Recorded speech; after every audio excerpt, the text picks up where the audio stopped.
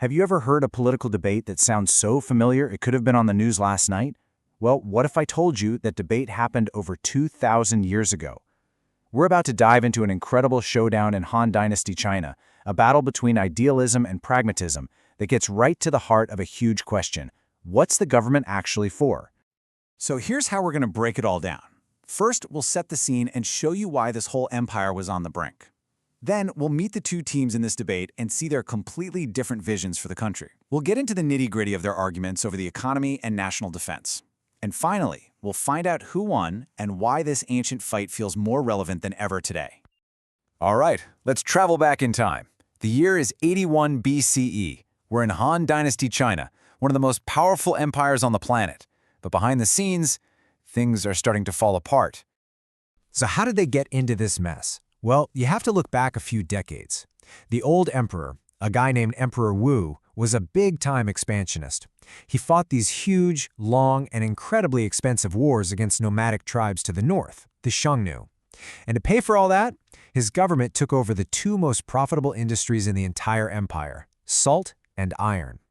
By 81 BCE, the bill had come due. Decades of war and these really heavy-handed economic policies had left the treasury completely broke, and the common people were really suffering. The new emperor knew he had a crisis on his hands, so he did something pretty amazing. He called for a massive national debate, bringing in scholars from all over the country to go head-to-head with his own top ministers. And this is where it gets really good.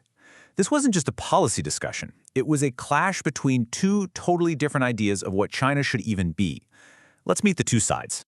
In one corner, you've got the scholars. Think of them as the idealists. They followed Confucian philosophy and believed that a good government should lead by moral example, keep taxes super low, and most importantly, stay out of the way of the people. And in the other corner, you have the government officials. These guys were the ultimate pragmatists. For them, the #1 job of the state was to protect the borders and control the economy to make sure the nation survived, whatever it took.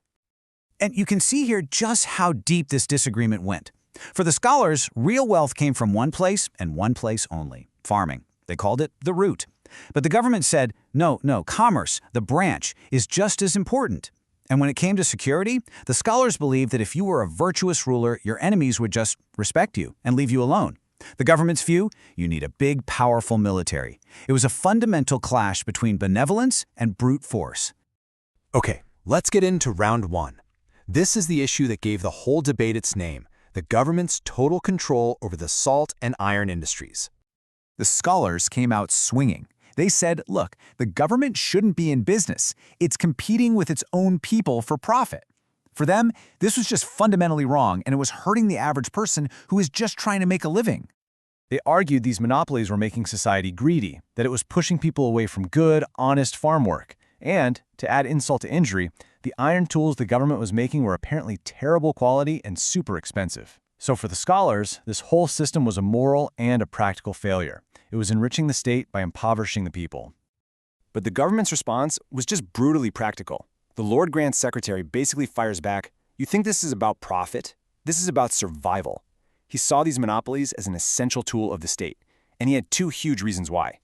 First, this money was paying for the army that was protecting the border. Simple as that. Second, it was about control. By controlling salt and iron, the government could stabilize prices and stop private merchants from getting too rich and powerful. To them, this wasn't greed at all. It was just smart, responsible governance designed to protect the nation. Which brings up the big question, right? All this money being raised for national defense, where was it actually going? What was so important that it justified all this? And that question leads us directly into round two of the debate, which is all about foreign policy. This is the classic argument: swords or plowshares.